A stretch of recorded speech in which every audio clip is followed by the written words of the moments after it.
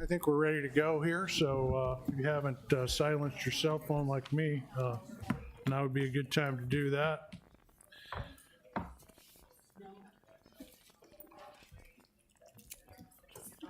like to welcome everybody to the Sarpy County Board of Equalization meeting. Today's Tuesday, July 28th, 2026 is 3 o'clock. The Nebraska open meeting rules are on the north wall of the boardroom, and we'll hold the meeting in accordance with those.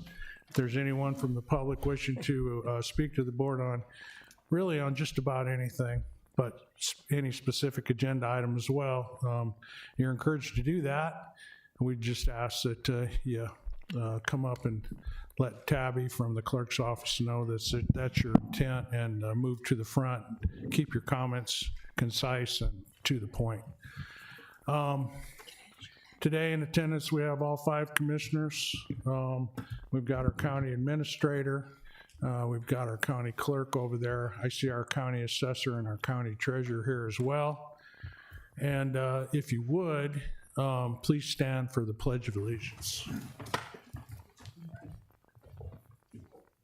I pledge allegiance to the flag of the United States of America and to the republic for which it stands, one nation, under God, indivisible, with liberty and justice for all.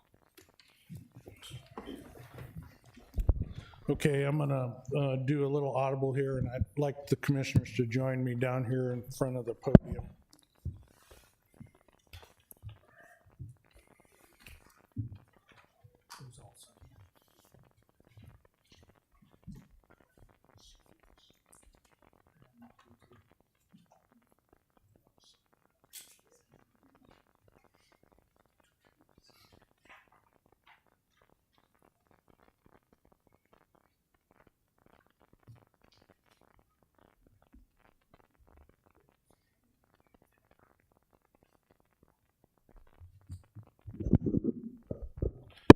Okay, so today, I just wanted to spend a couple minutes honoring a 25-year employee of Sarpy County, because she's getting ready to retire. And yesterday, they had a really great event for her. She was surrounded by family and friends and colleagues, and I got to tell you, I was there, and I think Commissioner Warren was there. I'm sure there were a lot of people there, but most importantly, there were a lot of judges and a lot of lawyers, and I was pretty nervous about that.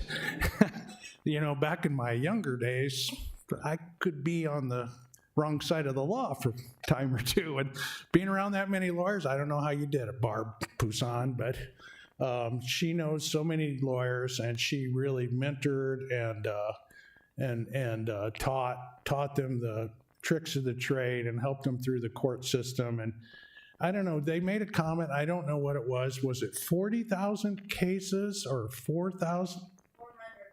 400,000 court cases in 25 years. Can you imagine that? And so anyways, 25 years of sustained superior performance. And I didn't want you to sneak out without the county board being able to go on the record and thank you so much. You know, you're just such a great person. You know, aside from being a professional, you're just so likable. And I'm sad personally to see you go. I kind of remember, oh, I don't know, it was a few years ago, and you came to me and you said, Commissioner Kelly, I've decided I'm going to run for an elected office. Will you endorse me? And it was a primary, and most politicians don't get involved in primaries because, you know, you wait, let them fight it out, and then you get behind the winner. But I said, yeah, I'd be happy to. But I said, I got to warn you, I only got 52% of the vote last time, so there's 48% of people in Sarpy County that don't like me. So, but she was happy, and I was happy to support you. You're just such a great person. So I want to just personally, on behalf of the board, and I think a couple of the board members might want to say a few words, so I'll let them do that. But enjoy your retirement, because Lord knows you've earned it. You bet. Angie? I just want to say, Barb, I didn't get to come to your party yesterday. I was in Douglas County at that time and couldn't get away, but your reputation precedes you. Lawyers are going to miss you like crazy in your position. I'm going to miss you. I know when I file something and it's wrong, I get a call from you or somebody in your office telling me what I need to do to fix it. And you guys have been, you've been just a great professional person in that position, and you're going to be greatly missed. I know we've got new folks coming in and we welcome them aboard, but we wish you all the very best in your position. You're really a person of integrity, and your reputation precedes you there. So we're sorry to see you go, but happy for you that you're going to be retiring and doing lots of fun things. So we wish you all the very best. So if you would, Barb, could we have a little memento for you? It's the coveted Sarpy County coin, okay, challenge coin. So you must keep this on your person at all times, or it could cost you some money if you ran into any of us at a local drinking establishment and you didn't have this on you, okay? So, and we'd like to get a picture too. Can we do that? Okay. Well, let's give Barb a round of applause first.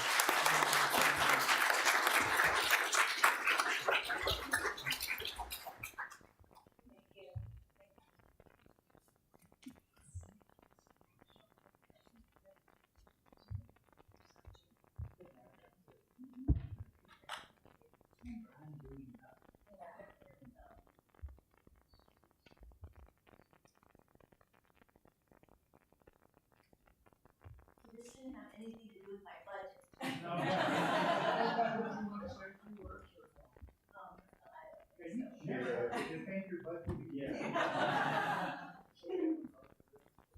Hey, Gary, did you sign this?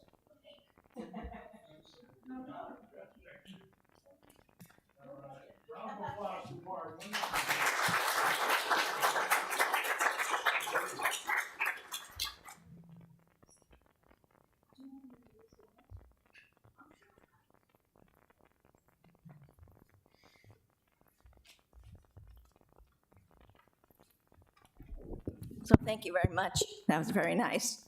And I can put my budget away for a while. I wanted to introduce my replacement. This is Dana Richhart. She was the clerk magistrate in Odo County and is getting a promotion coming up here to Sarpy. So she started last Friday and will be taking over. So we're in training this week and she's doing a great job. So I'm sure you will all help her just as much as you have me. So thank you very much.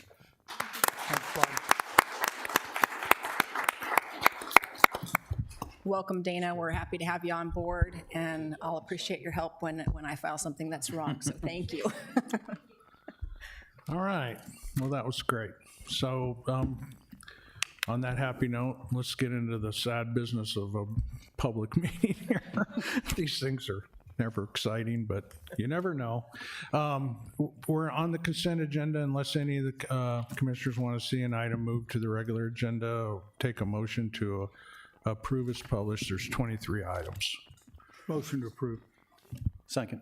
Okay, I have a motion by Commissioner Warren and a second by Commissioner Klug. Is there any further discussion? Please vote.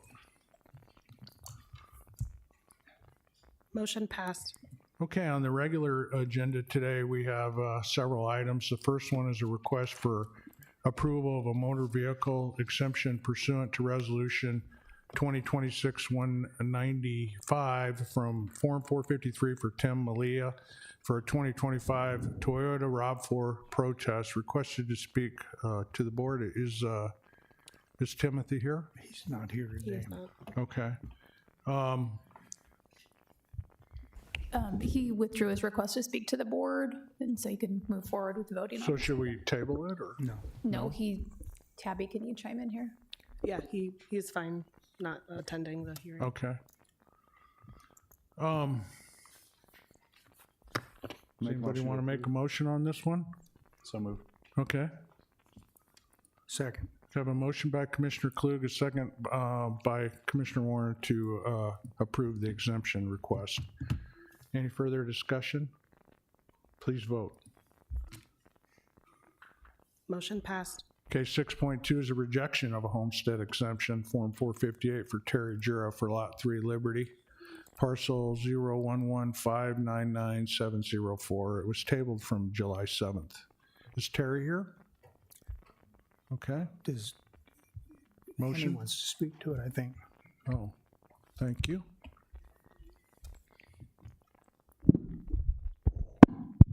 Good afternoon, Commissioners.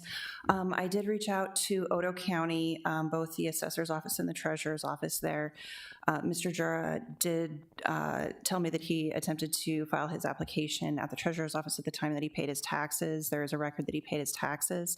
However, whatever happened to the application document is unknown. Neither the Treasurer's Office or the Assessor's Office there had it.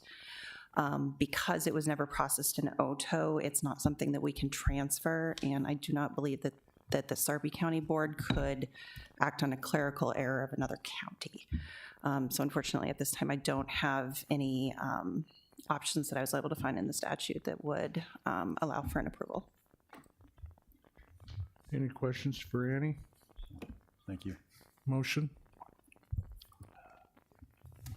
Motion? Motion approved. Second. Motion by Commissioner Klug, second by Commissioner Mixon. Any further discussion? Please vote. Motion passed. 6-3 is rejection of homestead exemption form 458R for John Menino for Lot 4. And E, 1/2 Lot 5, I guess the eastern half of Lot 5, Block 11, first addition to Randolph Place to South Omaha and Back Valley adjacent parcel 010485. Is John here? No, I'm his daughter, Erlene, MPOA. Would you like to address the board, or? Do I need to? No, you don't have to, but since the motion is to reject the homestead exemption, if there's some amplifying information that you can provide us that may make us change our mind, this would be your chance to do that. I think we have an opportunity to extend the deadline on this one. Is that right, Annie? Oh, am I on the wrong one? Well, yes, this was a late filing, but I believe also there was a transfer of property on this one. The property was sold in April. Yes. Yeah. Are we good? Do I need to? If you'll explain, I think it would help. Hello, my name's Erlene Menino, daughter of John and Jolene Menino. My parents lived in their home for 53 years. They were living alone. Dad is 93, Mom is 89 with dementia. All of a sudden, Dad got sick and was taken to the hospital and couldn't walk, so they couldn't stay in their home anymore. So the end of February, we had to put them in a nursing home at Hillcrest Country Estates in Papillion. And then, meantime, I had to clear the property of all their belongings, and there was tons of it. And in between there, I went to their CPA to get their taxes done. They needed, because we were going to sell the property, which we sold in April, we were hoping that we could at least get the first quarter of the homestead used. But the CPA needed to check with somebody else. In between, I've been in and out of the hospital with my dad and my mom, and I totally forgot about it because that was in March or the beginning of April, and they didn't notify me till June. And at the time, my dad was deep into the hospital, and I didn't get a chance. By the time I read the information, it was after the June 30th cutoff. And so I'm asking that my parents are not penalized for the mistake that I made on their behalf.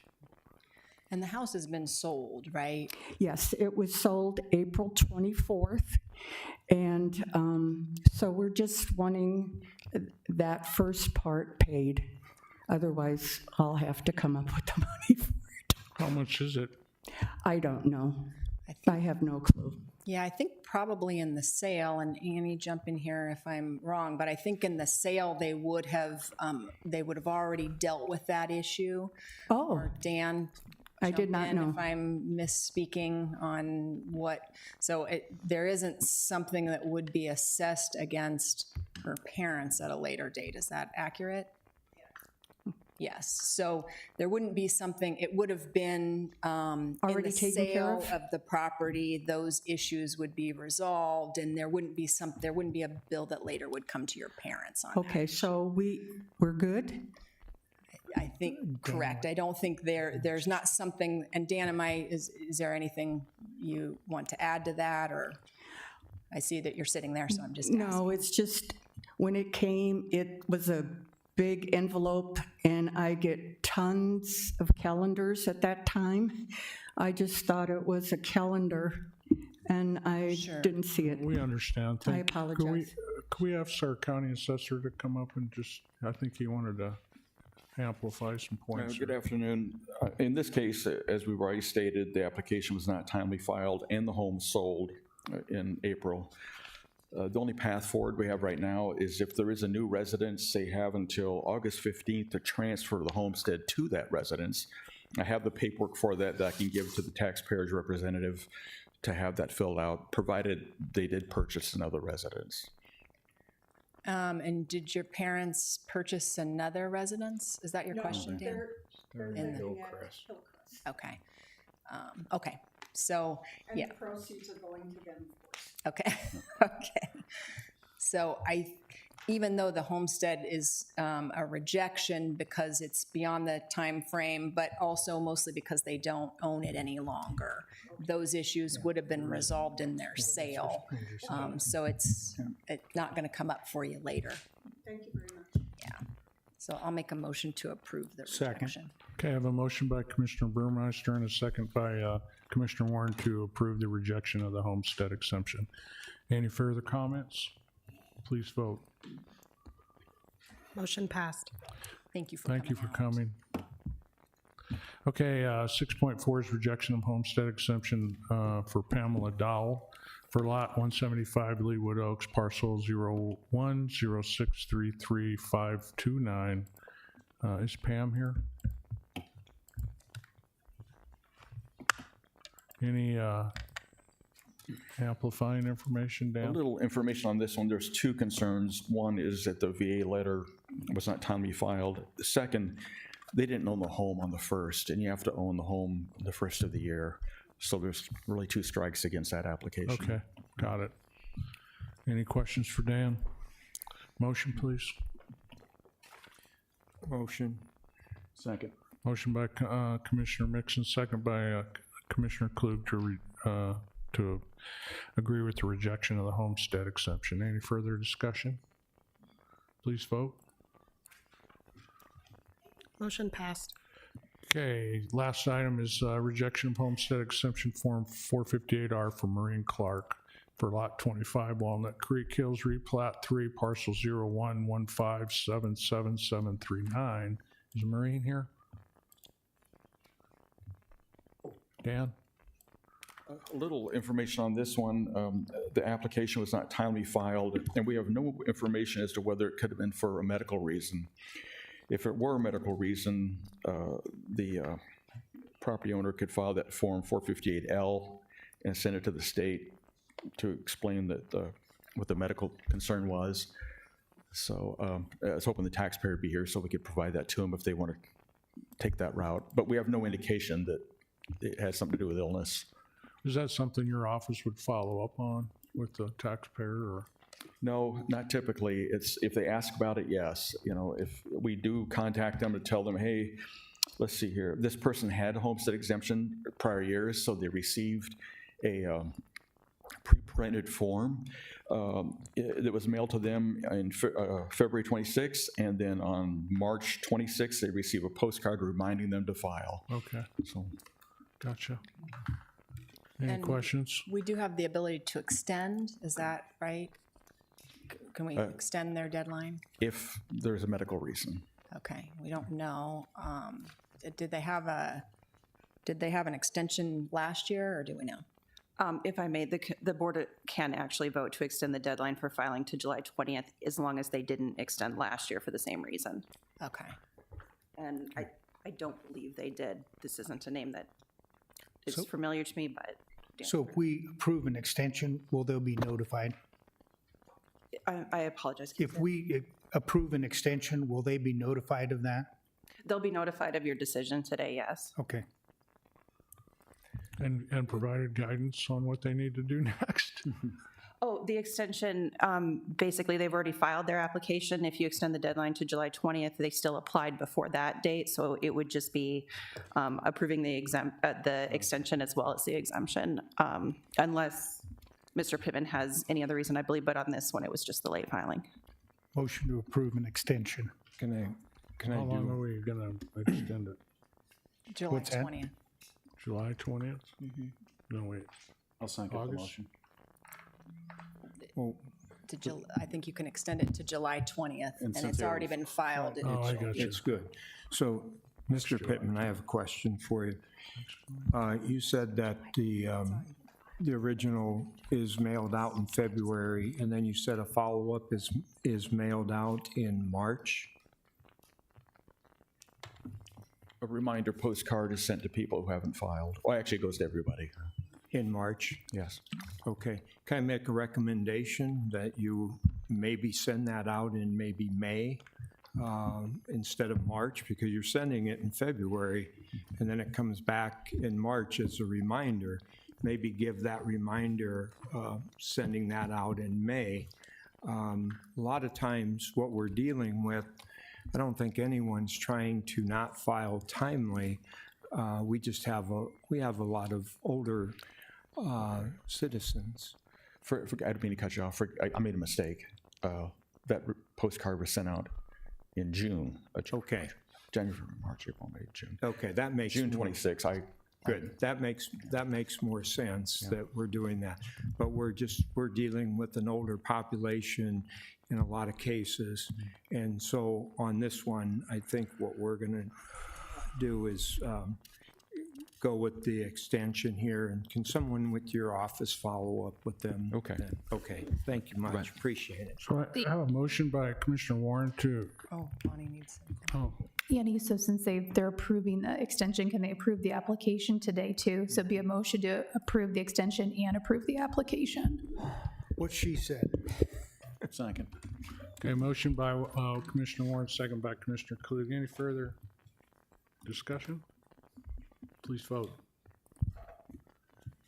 Motion passed. Okay, no exec session today, and all agenda items have been addressed as published, and the Board of Equalization is adjourned.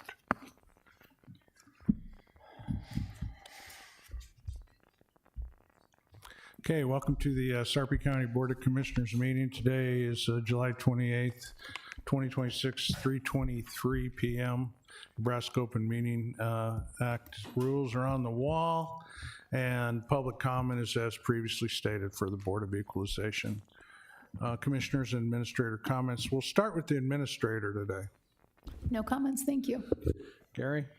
Well, I just made a comment about an older population, and I just want to give a shout out to all the class reunions from the bicentennial class of 1976. Over the weekend, I happened to go to mine. So if you have your third grade math, you could probably figure out how old I am. So I'm getting in that upper echelon. But I just realized now, when I graduated from high school, how little I did not know. And it's taken me 50 years to kind of gain some more life experiences. So I'm glad I'm still here. And anyway, I want to give a shout out to my class. Actually, we have a full bird. Is that a General One-Star from the Air Force in our class? So you got a little outranked, Commissioner Cowley. So. No, just kind of a comment in reverse. For all those that were here for the Board of Equalization, thank you for coming. I know you don't want to be here any more than necessarily we do, but there's state requirements that we have to fulfill to do it, and they oftentimes put us in a very difficult situation. But if you were here for that, that's over. You don't want to stick around for the regular meeting, you're welcome to leave. Angie? Yes, the only thing I have is the Sarpy County Fair starts tomorrow. Come on out. No comments, thank you.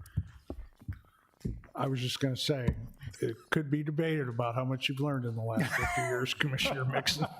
That's okay. But my 35th reunion was great this weekend too, so. All right, let's quit jacking around here with trying to be funny and get right into the consent agenda. We got 6 items on the consent agenda. Would anybody like to see an item moved to the regular agenda? And if so, you can make that motion, or we can take one to approve as published. Motion to approve consent agenda. Second. Motion by Commissioner Warren, second by Commissioner Klug. Please vote. Motion passed. Okay, on the planning and zoning agenda, item 6.1 is a public hearing and resolution 2026-207, rezoning from AG Agricultural Farming District to AG Agricultural Development District for a subdivision to be known as Lots 1, Outlots A and B, Pioneer Homestead, Sarpy County, Nebraska, generally located southwest of Highway 50 and Cornish Road. The applicant is Dalton Dagus, a managing member of the Pioneer Land Company LLC. So we're gonna do one hearing for all these action items. Thank you, Mr. Chair. Yes, my request to you would be that we take items 6.1, 6.2, 6.3, and 6.5. I'll present on those 4 items one time. I should note 6.4 is the subdivision agreement associated Okay, with that. that sounds good. So, I'll present on those 4 items together. You'll have to take a motion on those separately. all right, And I would suggest maybe that you do the subdivision agreement, or do the first 3, then the subdivision agreement, and then I can come back and just do 6.5 as well. all right, Unless so you want we'll, to take them out of yeah, order. we'll have a separate hearing for 6.5. Okay. Okay, so I'm gonna go ahead and read 6.2 and 6.3, abbreviated versions into the record, and then we'll have one public hearing, separate votes. 6.2 is Resolution 2008, that's the preliminary plat for the area that I just mentioned previously. Dagan, the applicant is Dalton Dagus. And 6.3 is Resolution 2009, that's the final plat for Pioneer Homestead. Robert. Thank you, Mr. Chair.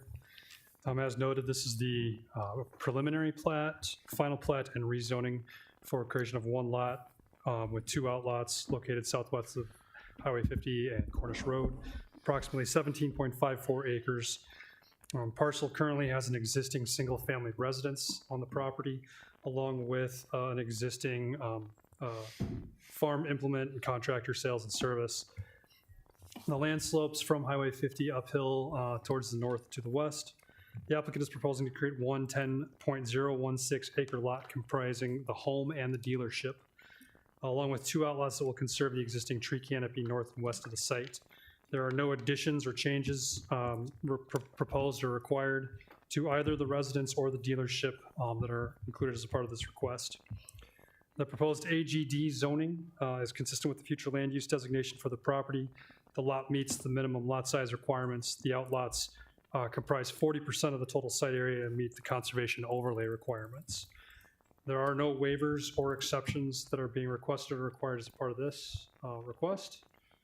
Bring up the plat for you here, just for sake of clarity, or site plan here, showing the existing buildings, outbuildings, and then the existing residence. And then the proposed plat here.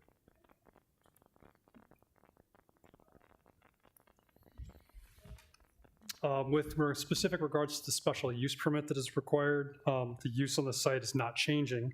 However, farm implement sales would be a special use in the AGD district. So it's kind of a part of trying to get the entire site into compliance with zoning regulations. We asked them to include that special use permit as a part of the request so that they would have that use under permit. But as I noted, they're not proposing any changes or additions to the operation of the building. If they were to propose some kind of addition, change, or expansion to the site or to that business, they would be required to provide parking and circulation in compliance with our Sarpy County zoning regulations. That would include paving and provision of ADA parking. Other things of note, there was an easement that was required as part of the hearing by the Planning Commission. That easement for an existing water line has been provided.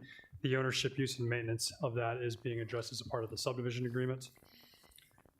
With that, the request generally complies with the requirements of the Sarpy County Comprehensive Plan, as well as the zoning and subdivision regulations.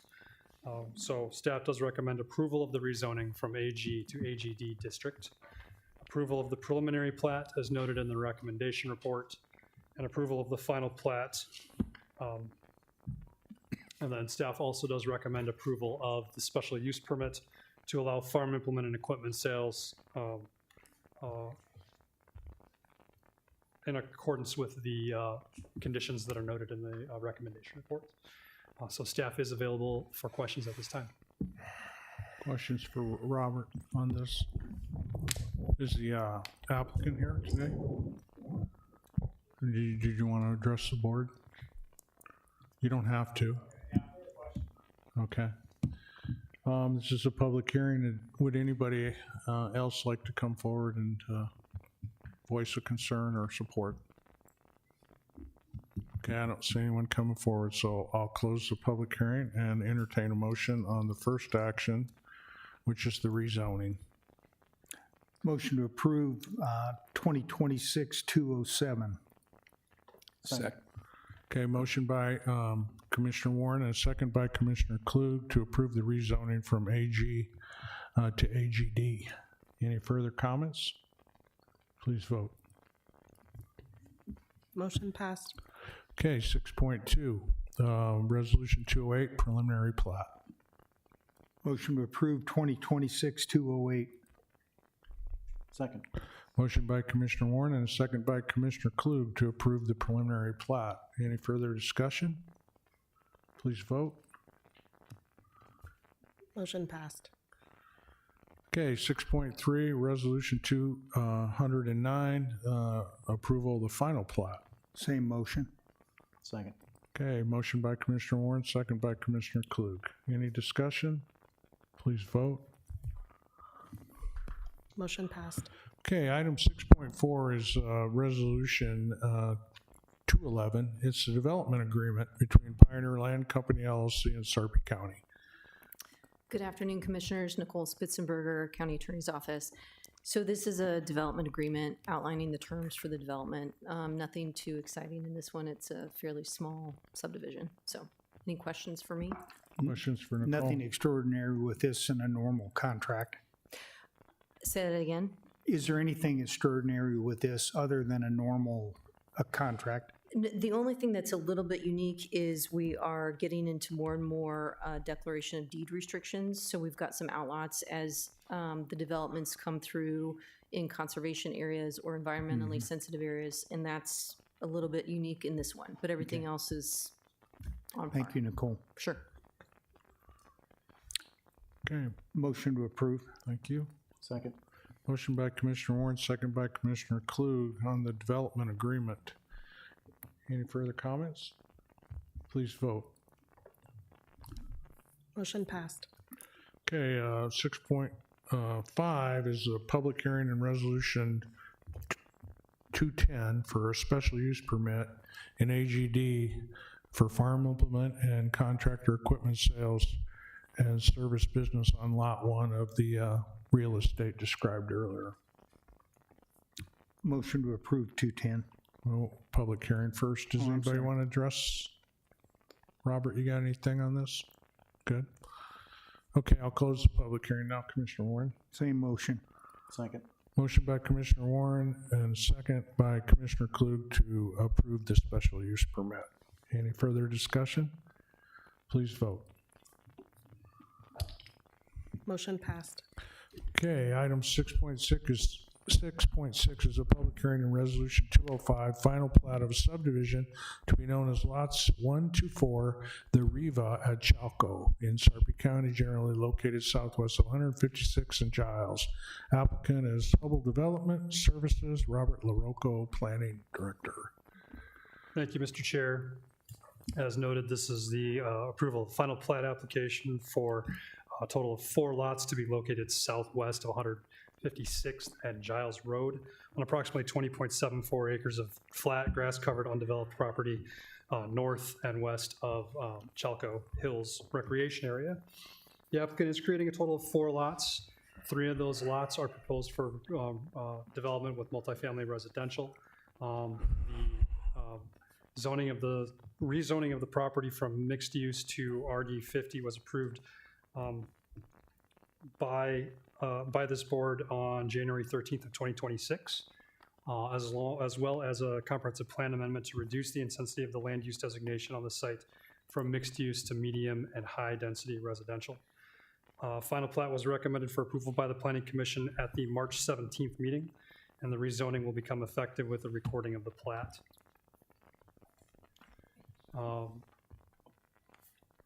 Just as a reminder, the planned development proposed for the site is a total of 299 multifamily residential units located in a total of 19 structures that range from triplexes located here along the south and west border of the property, all the way up to 45-unit apartment buildings. Those would be those buildings located north along Giles Road, and then there's a 4th one located here. There was one waiver that was previously approved as a part of the subdivision to waive the requirement for street frontage on Lot 3. Bring it back up here. That would be this lot here. That was approved, noting that there would be an access easement that would provide access to the street frontage to the west, as well as to Giles Road to the north.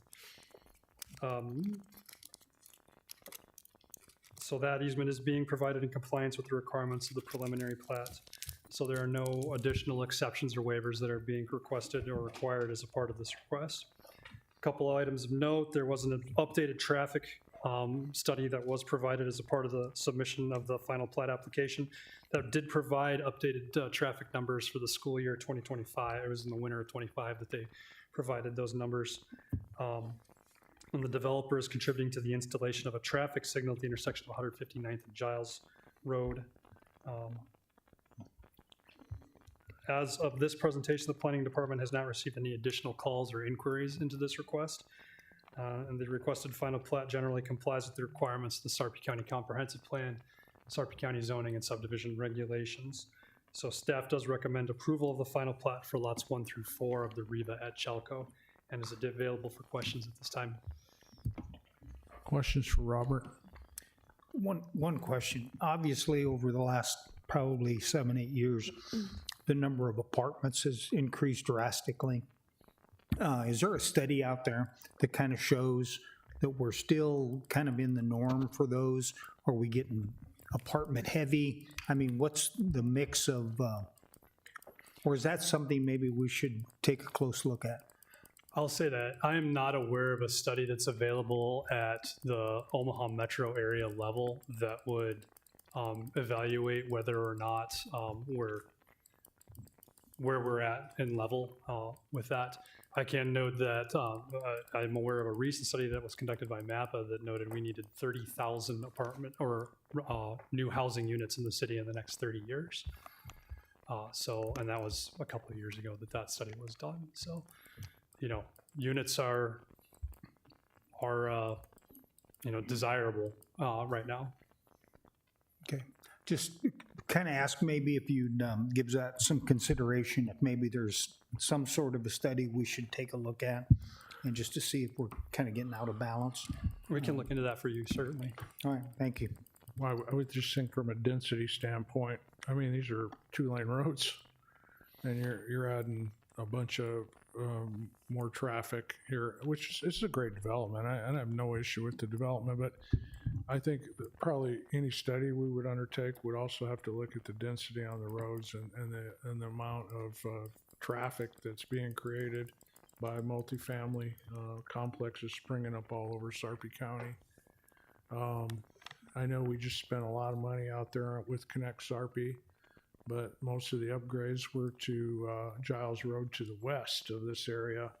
And as far as I know, having been out by the NRD, I do believe it's 3 lanes. I think they have turning lanes, but the traffic density is pretty high. You're absolutely right. Planning Commission heard testimony from neighborhood that noted there was concern about that. The staff considered that at length when we were looking at this development in particular. I will say that there is money that's been scheduled in the budget to pursue a traffic study for specifically along that Giles Road corridor. So we do intend to take a closer look at that and see what the capacity of Giles Road is and what it should be and what it will need to handle in the future. Yeah, it's gonna become a major arterial. There's just no two ways about it. But developments like this will help pay for those improvements. So I think it's a great little project in a pretty confined area, and it's a great use of land for that particular development. So, any other questions? Okay, the public hearing. Anybody want to address the board on this matter? Okay, you do. Okay, come on. And Trevor Besterno with TD2, and the civil engineer. If you guys had any questions on the development, I'm happy to answer them. Okay, any questions for the engineer? Thank you for coming, though. Okay, I don't see anybody else coming forward, so I'll close the public hearing and take a motion on the final plat. Motion to approve. Second. Motion by Commissioner Warren and a second by Commissioner Klug to approve the final plat of the Riva at Chalco. Any discussion? Please vote. Motion passed. Okay, the last item on the planning and zoning agenda is Resolution 206. It's a subdivision agreement between the Riva at Chalco Land Holding and Sarpy County. Nicole Spitzenberger, County Attorney. Hello. Again, another development agreement. This one's not too unique. It's a little more intense than the last one in that it's got, we talk about right turn lanes and contributions to roads and how that's going to work. But any questions? Nope. Questions? Motion to approve. Okay. Thank you. Second. Motion by Commissioner Klug, second by Commissioner Burmeister. Any discussion? Please vote. Motion passed. Thank you, Robert. Good job. On to the regular agenda. Item 7.1 is a public hearing. It's the preliminary levy allocation request from the Fire Districts and Agricultural Society. Cassandra Young, Chief Deputy County Clerk. Good afternoon. Okay, it's that time of the year again. Please see the preliminary values for the fire districts as well as the Sarpy County Agricultural for your review. Representatives on behalf of Millard, Papillion, and Gretna are here for discussion, and if you have any questions for them.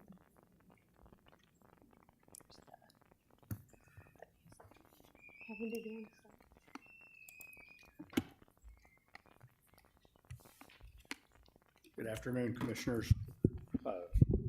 My name is Kevin Edwards. I'm the Fire Chief of the Millard Fire District and the Administrator of the Papillion Fire District. I'd like to take a short bit of time to thank you, the Sarpy County Board of Commissioners, for your vision and positive attitudes regarding planned development in the Millard and Papillion Fire District area's responsibility to provide public safety services.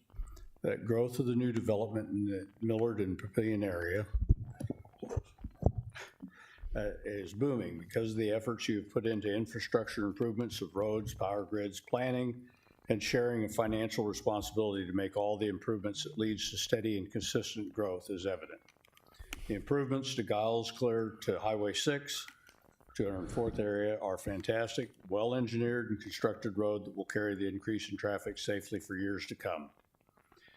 I've been in the Harrison to Cornhusker corridor from 120th to 210th over the last few years to see the immense transformation of that area, which is served by the Millard Fire District through an interlocal agreement with the Omaha Fire Department over the past 28 years.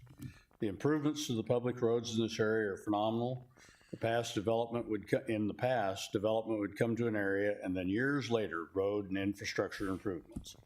You've turned that around. Now it's evident that as developers become aware and interested in areas in Sarpy County and the cities whose ETJs are in that area, that these governmental entities develop a plan that determines needs for infrastructure before development starts, creating interlocal arrangements that each entity involved, including the county, city, and SIDs, and the developer or landowners, share the financial responsibilities to provide those good roads at capacity. Due to the growth in the area south of Capehart, from the east end of the Papillion Fire District, which is as far east as 36th Street, and in some areas to the west end of as far as Highway 50, marginally 108th Street, from Harrison to the Platte River. This area has seen the benefits of the Sarpy County and City's wastewater agency. The Papillion Fire District recently closed on a parcel of land for a future fire station at 72nd and Pine Hill Road. Thank you. Makes my job easy.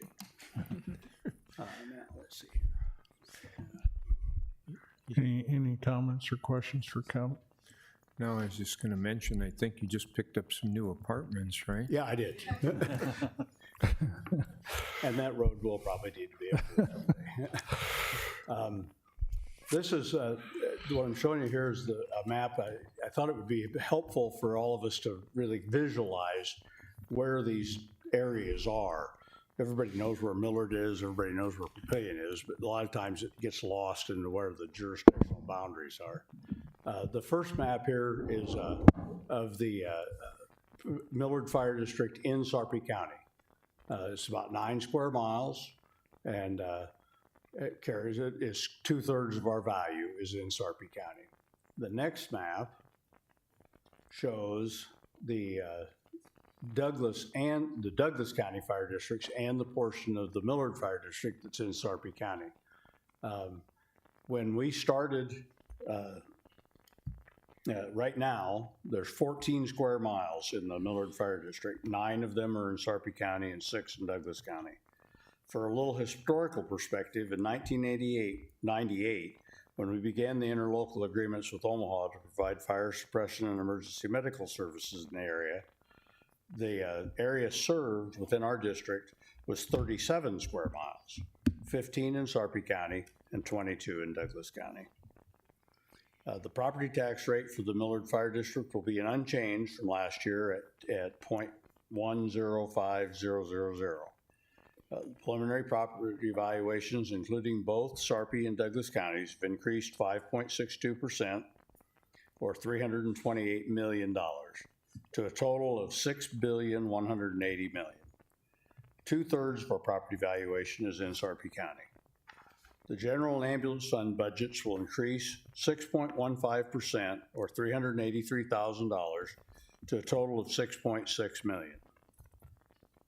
$367,000 of that $383,000 is an increase in our fiscal year cost with the City of Omaha Fire Department.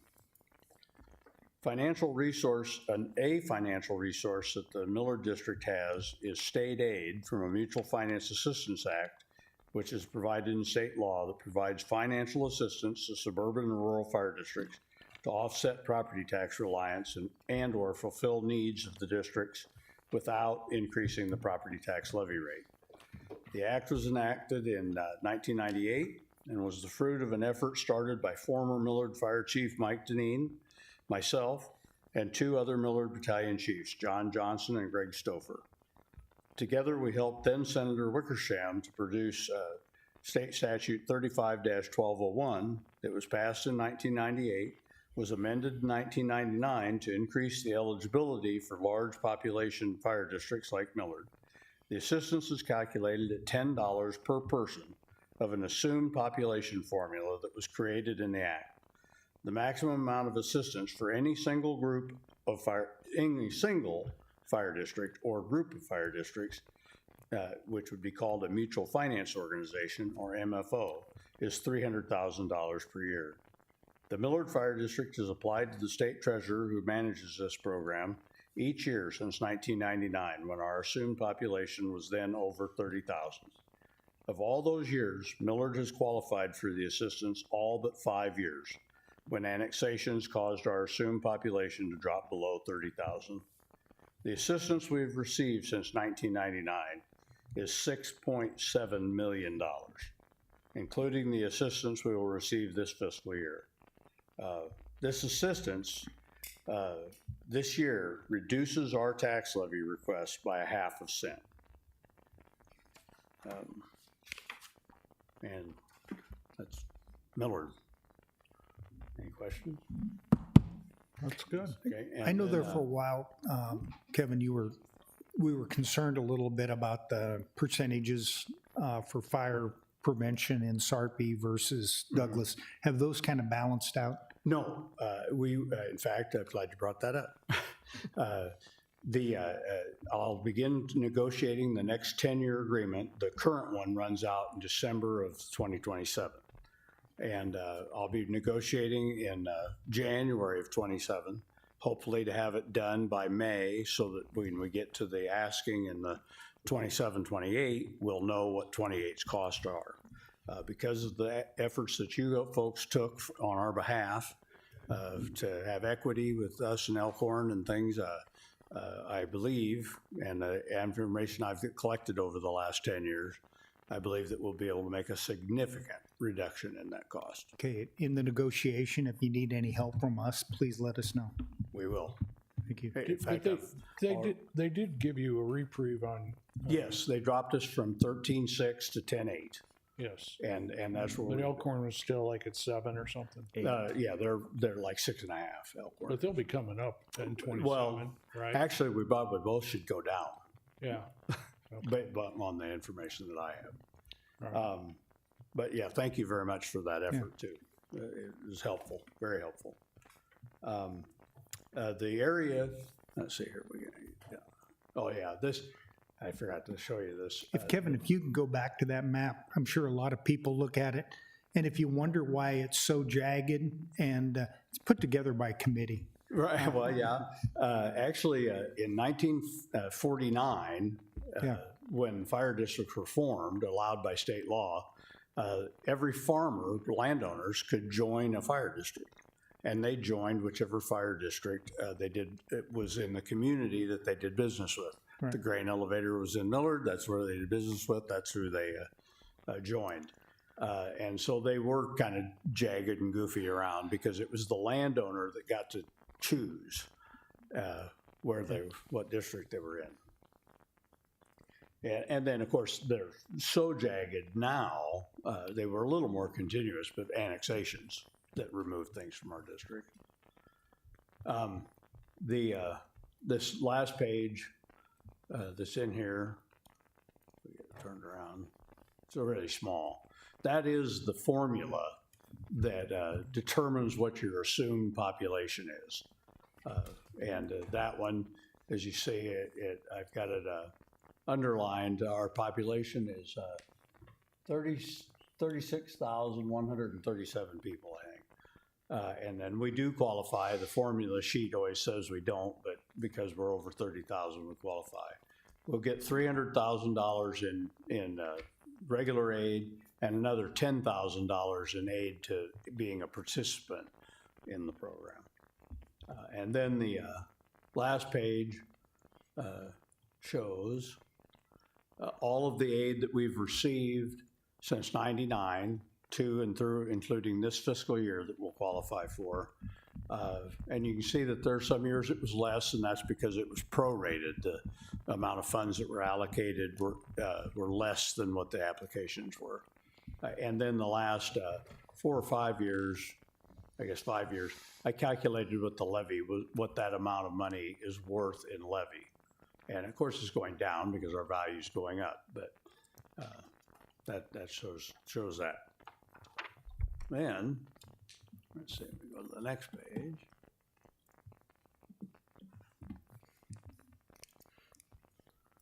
This is the Papillion Fire District, the Papillion Fire Department's response area. It's 66 square miles, and covers area from Harrison Street to the Platte River. This next, let's see, I had one in there. Seems like I did.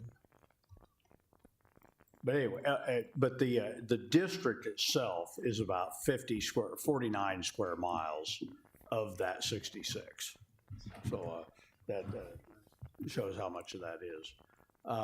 Then the next maps Chief Gotch will go over. The property tax rate for the fire district, Papillion Fire District, will increase this year, including the bond fund rate of 0.018, which is 3.5% higher than it was last year at a smaller rate. It goes up a half a cent per hundred evaluation to a total of 14. The total for all three will be 14.6 cents. This increase in property tax levy rate will cause a $15 increase in the annual taxes levied by the fire district, Papillion Fire District, on a $300,000 home.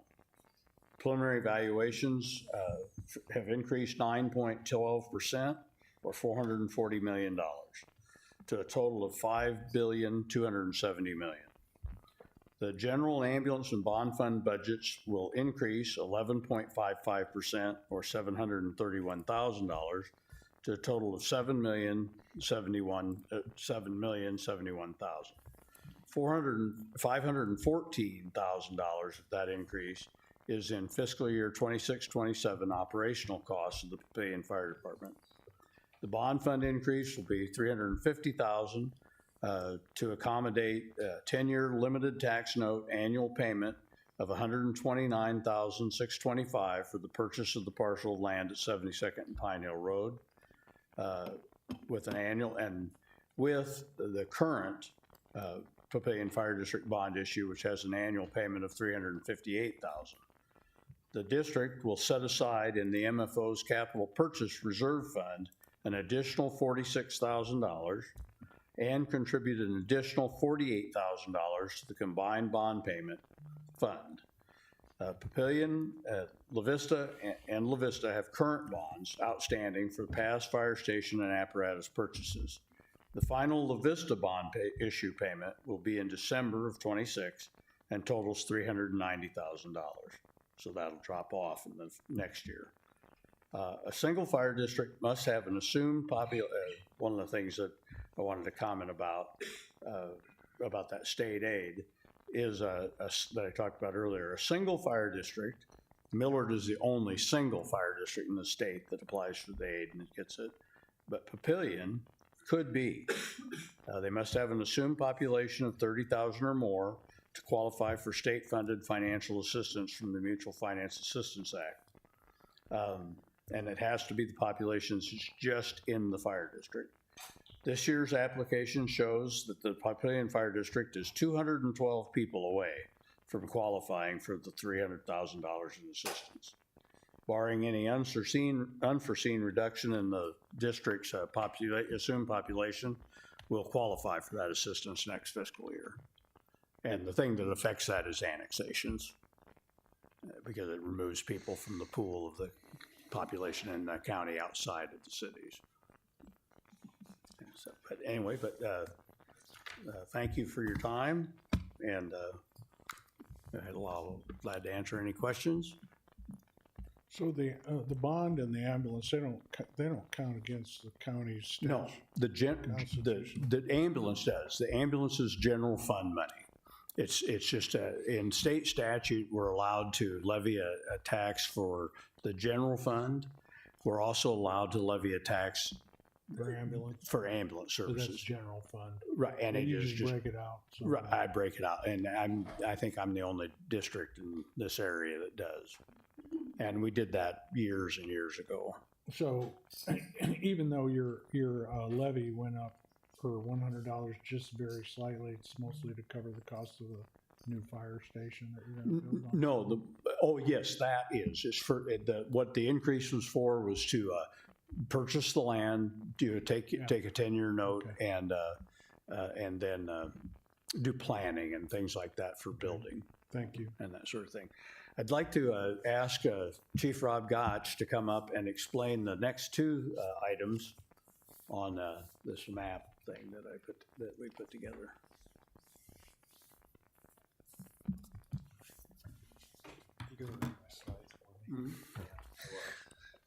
Thank you, Rob Gotch, Papillion Fire Chief. Commissioners, thank you for the opportunities to come and kind of give some vision of myself and the department and just kind of the workings of what we're doing as an organization.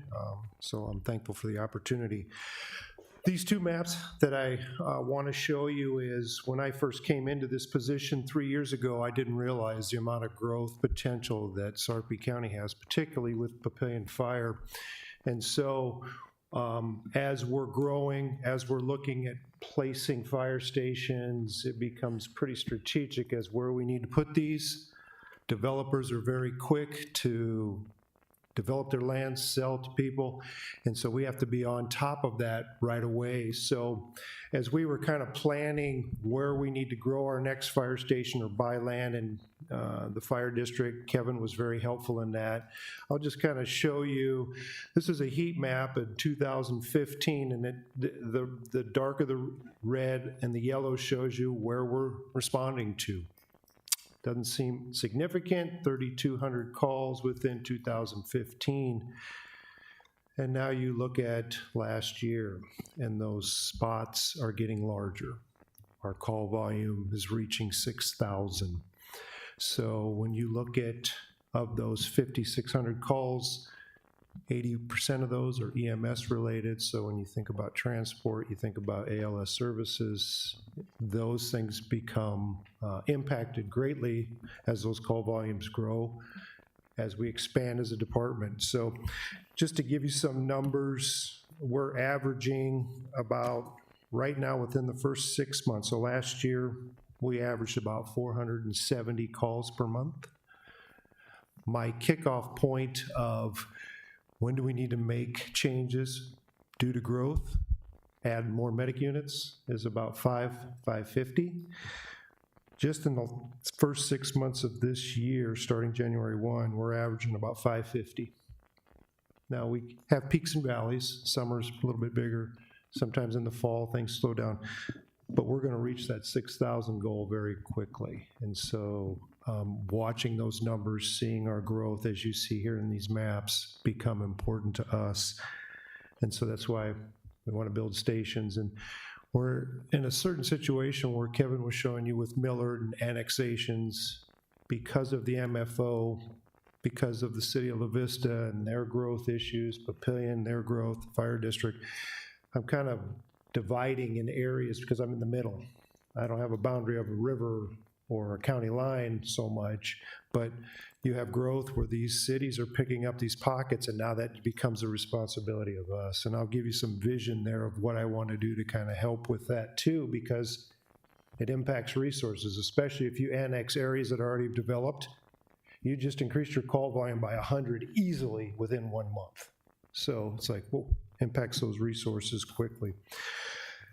Since I've been here as the fire chief, some accomplishments that I think you would like to hear is we've been doing a lot of joint training. My colleagues in the back with Gretna, with Bellevue, with Offutt, because we're all small, we all don't have the infrastructure to put on a 8-week training class with all the people to help do that individually.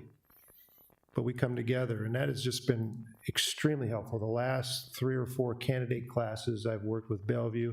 We will work with Gretna starting in August. I've worked with Offutt. And the nice thing about that is that we're neighbors. We need each other's help when something large arises. And so then that kind of joint training kind of prepares and paves that way for us. Increased our training to 8 weeks, where we were 2 weeks, and kind of come aboard and we'll learn as we go. We can't afford that anymore. We're making too many calls. too many technical rescues, too many things that we need to be able to do, and we need to have people ready the day they show up, not, hey, I'm here to help, but I don't know what to do. EMS billing, we do a great job with that. We capture about 85% of what we charge for, which is way above the averages, and I'm very thankful for the staff in that.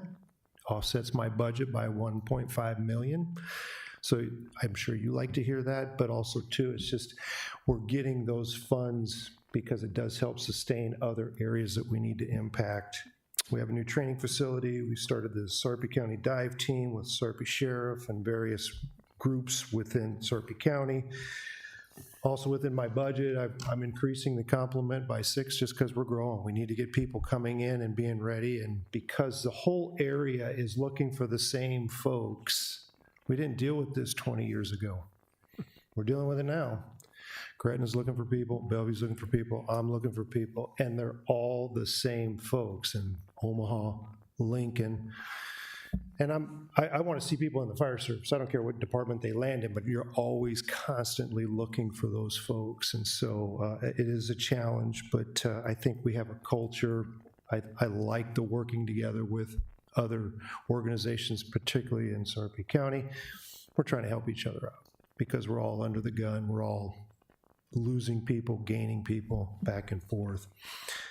Current projects, working with mutual aid right now so that we sustain that a little bit better. It used to be, hey, you request people and it takes time. Well, now we're getting into more urgent matters where I'd rather have command officers thinking about what they're gonna do at an incident as opposed to, oh, I'm running out of people, got to get them coming this way. So we're working with Sarpy 911.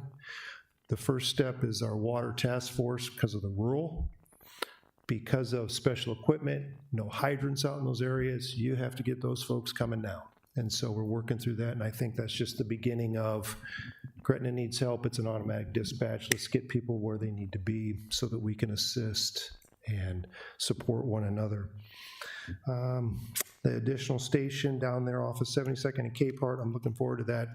I would figure in 3 years we'll have a new medic unit and engine company staffing that station, so it's an additional 12 people.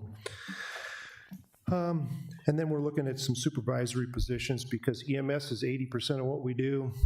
The Q&A, guidelines, Medicare, Medicaid, all of those things takes quality assurance to make sure we're billing appropriately. So we see opportunities there and, you know, growing our departments, having good training, keeping ourselves up to speed. So for a heart emergency, back in the day when I was a new guy, you had this little ammo box you'd carry into a patient and you'd hook up the pads and you'd do compressions and fill them full of air as quickly as possible. And usually survival rates were under 10%. We're seeing with survival rates for any cardiac event in Sarpy County, in Papillion, in the metro area, 22% and above. And that's our bread and butter. So I think we're doing good in those areas. Those are some measurable values to say we need to keep doing what we're doing. So to end here, I just want to give thanks to, one, the MFO, the Mutual Finance Organization, working with La Vista, Papillion, and the Fire District has been great. We just redid a bylaw contract to get us to 2043. And in all of those groups, as they signed that contract, they all said, we love this. So I feel my job as a fire chief is to keep those folks informed and keep those folks happy. And I'm gonna do my best to do that every day, and I think we're doing it. Also wanna just thank you folks. Thank you for supporting the levies. Thank you for supporting some of the increases that you saw in there. Don, you asked a question about that too. We do have some personnel increases in that. I think we're very careful of that. We're just not saying we need stuff to get stuff. We try to show that through our data, statistics. We run as lean as we can, but we know we need to provide good services. And then I just want to thank our members, Papillion Fire, the trust that the local agencies have given me. If it wasn't for those folks when I walked in, I wouldn't be as successful. They picked up balls that they didn't have to carry for the department because they knew it was the right thing to do, and I'm thankful for those folks and want to motivate them even more. And I'll stop there. Do you have any questions for me? So the new station, you said 72nd K part, is that Pioneer? That Pine Hill Road, yeah, or, Okay. yeah. Pine Hill or? Pine Hill Road, Oh, yes. okay, yeah, because I know a Pioneer, but it's over by 96. Yes. It's the only Pioneer I know. So, okay, so you're right there in the new subdivision south of K Park? Is that where it's gonna be? Mm-hmm. Okay. Yeah, very good location. We had a good interaction with the developer who found some land for us because we were kind of scrambling there for a minute, and yeah, things really worked out well for that. So I'm excited, and it kind of put on my map. I need to have some strategic plans of, as you see development. I think when that interchange comes in, you're going to see stuff growing out that way too. So I need to start thinking, where do we go there? So What you said earlier about everyone working together, because obviously we've got a growing county, and I've known Kevin for a number of years through my brothers that were firemen in Omaha, and so we've talked over the years, and he can verify that I was always thinking, hey, why can't we combine everything? Why do we want to use our resources best as possible? But I know there's a lot of great things going on, and everybody having the interlocals and everyone working together. But I think that's the key. And then you just mentioned strategic. You really, with all the other folks in this room as well, and Gretna is now transitioning to paid, and with all of the growth, we really need everybody together and be looking for the next 30 years out and where we're putting these stations. And you might, obviously we don't have that crystal ball, but it's really important to be focusing on everything countywide and making sure we're covering all of the citizens. no, absolutely. Because in the past, we've had some pockets where it was not happening, and we just need to make sure, again, it's a very strategic on the stations and on the resources. Just to clarify that too as well, I have been very fortunate to work with all of the chiefs within Sarpy County and Douglas County. And I feel we are all on the same page. Nobody is, I want my own stuff. Don't bother us unless we really need you. That has not been the reaction, and I think we're just going to continue to work towards that way, because why build a fire station on each side of the county line when you don't need to? And sometimes it's getting folks like yourself aware of that, because it's coming. And I think it's going to get to where when you see the dots on the map, you go, why are we doing that? But that doesn't make sense. Let's do this. And so so we're getting that information out there, just so you know. And I think if you're hearing that, which I'm glad to know, I'm hearing that and I'm seeing that. I can go back when that wasn't necessarily the case, but now we're in the right direction, and now we really need to be very, very strategic. Yep. Yep. And I appreciate your guys' support, because that's what's key. And so, and I'll probably run into one of you at an event real soon, right? Rob, I want to thank you. I was able to sit in on your interviews when you're first coming in for the job, and it's fun to see how you've redirected, because it's a total different game than what you were doing, and you fit so well in the Sarpy system and are not only working but taking a strong leadership role in that.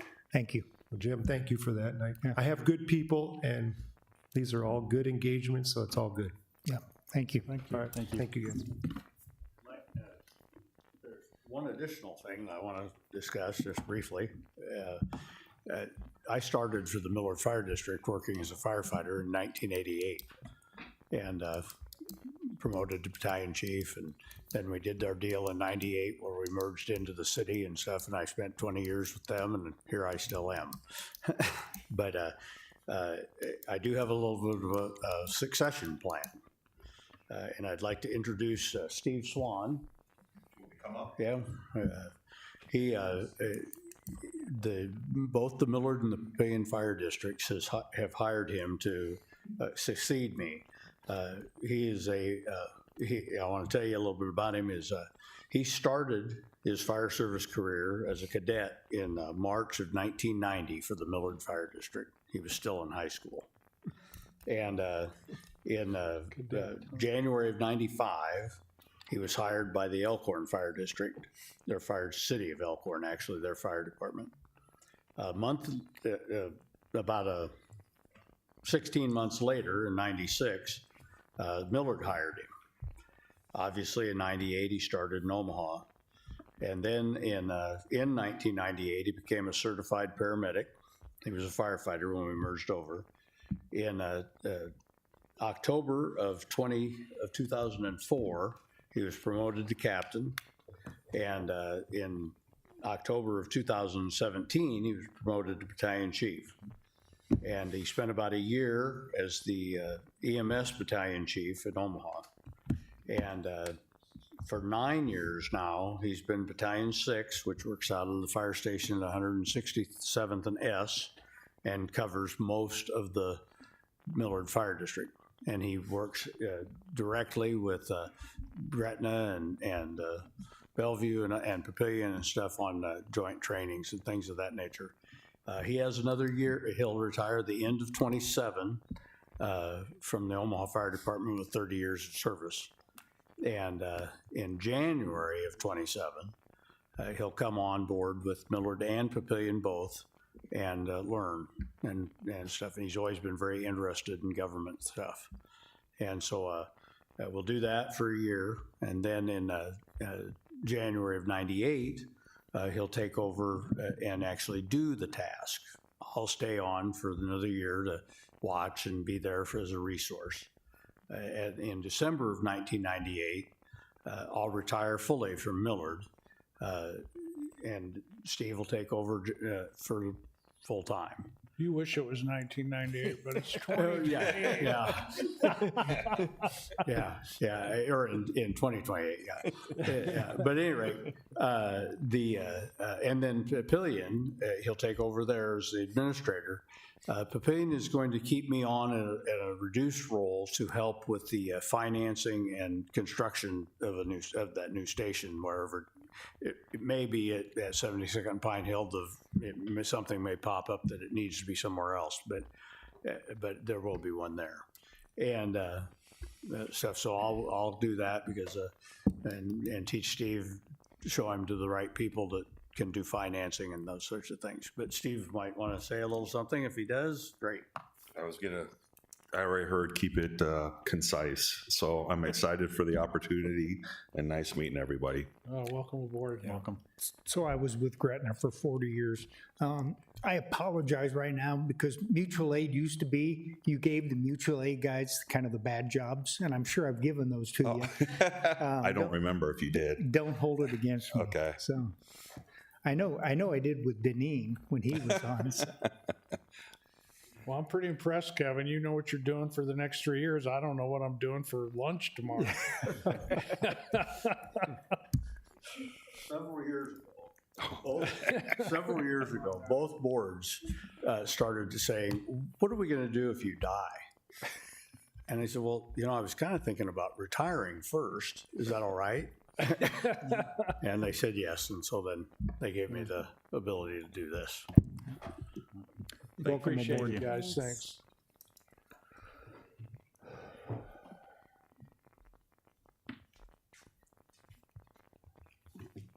Members of the Sarpy County Board, my name is Jim Lang. I'm an attorney. I represent the Gretna Suburban Fire Protection District. With me today is Nick Pierce, our fire chief. Nick's just assumed the position here in the last 3 or 4 months. We're very happy to have him hired. We join in the comments made previously with Kevin and the fire chiefs here. They've been very cooperative with Gretna and really appreciate that. Just a short overview of where we're at with Gretna. As far as calls go, 2024, we were at 1760. We were at 1992 last year, and we're up to about 2,100 this year. So we're growing at about 10% a year. Our valuation went from 3.6 billion in '25. We're up to 4.3 billion right now. So we're a growing fire district. Our fire district is in the Gretna area, and we serve the Gretna area through an interlocal cooperation agreement as well. We are a combination fire district. Last 2 years, we went from a rural suburban fire district to a suburban. That enabled us to hire paid personnel because of the growth. Being a combination, we still have the volunteers and we have the paid firefighters. We have 13 paid firefighters right now, and we just hired 6 that are going to come on in August 10th of this year. They're going to be training with the Papillion staff as well. So we have a joint training coming up here, which is going to be efficient. It's going to be very helpful to us to get our firefighters trained ahead of time and then come in. So our levy this year is the same as last year, the 12.4858 cents. It's all in the general fund. We don't have any bonds at all. So we're keeping the levy at the same, and we think we can kind of sustain that with our growth. We appreciate the support that this board has given us, and the support of certainly Commissioner Warren, who's been an advocate of our fire district and a member of our fire district for many, many years. Once again, I have Nick Pierce here if you want to. Yeah, I would like to have Jim. Nick stand up. But once again, we appreciate your support. And, Since you were nice to me today, I'm not going to make you come forward. But I don't apologize for any. Yeah, I don't apologize to anything I did to you as a rookie. Yeah. Anyway, welcome, Nick. Appreciate your support. Yeah, a new face for the Gretna Fire Department, and I think a good hire. Appreciate that. Any further questions, commissioners? No, just a quick comment, and really quick, because those were longer than Heisman Trophy speech. But I think the whole board appreciates, the good stewards of precious tax dollars that our chiefs are demonstrating. But I will tell you, the challenge that I see for you is the same challenge that we have as board members when we're trying to recruit and retain talent, because we all fish from the same barrel. So be careful, because you in your best interest, you're going to think, I've got to go here when you should be here. And all that does is it becomes an arms race. And instead of being collegial, it becomes competitive. So don't let that happen to your network of chiefs.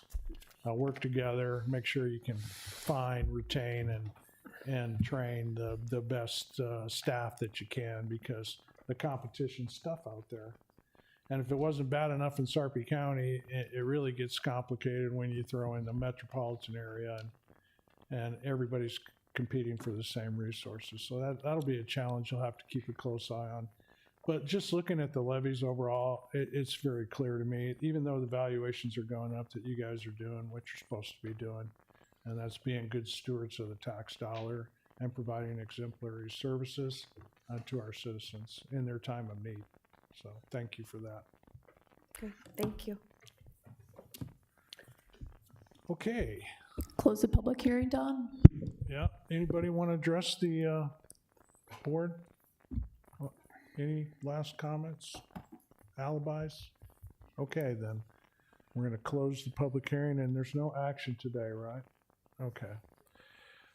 Well, thank you to all the chiefs and representatives for coming forward. Scott, you can go ahead and mosey on up here for Resolution 203, which is interlocal agreement with the Sanitary Improvement District 388, Bobette, Gretna Crossing for 192nd Street improvements.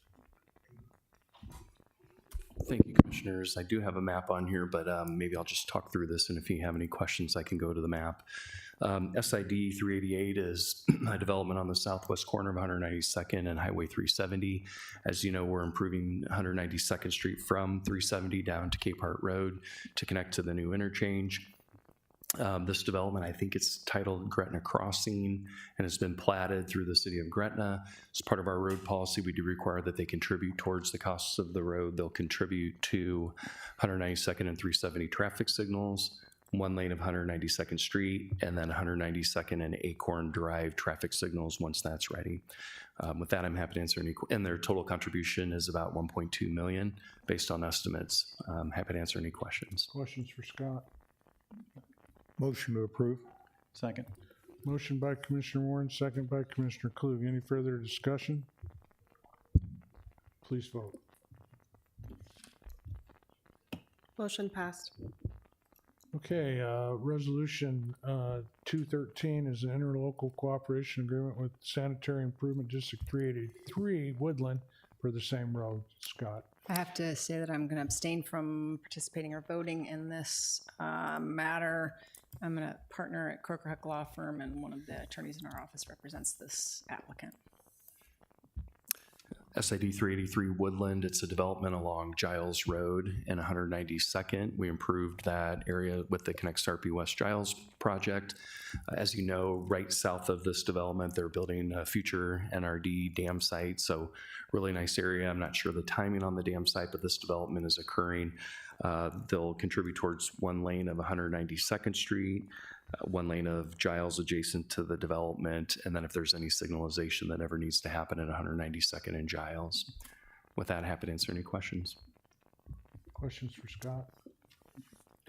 Motion, please. Motion to approve 2013. Second. Motion by Commissioner Warren, second by Commissioner Klug. Any further comments? Please vote.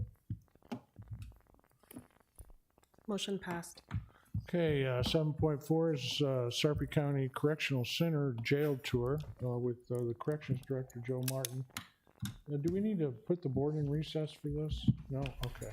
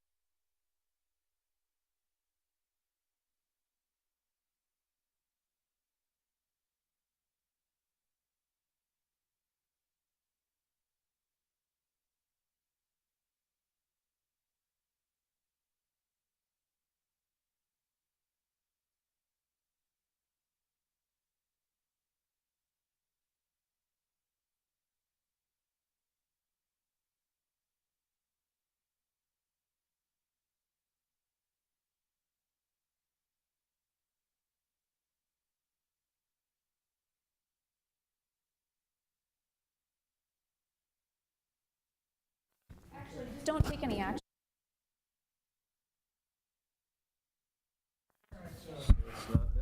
You ready, Tabby? Okay, we're back from our correctional center tour. And we have an executive session scheduled, but we're going to table that for 1 week.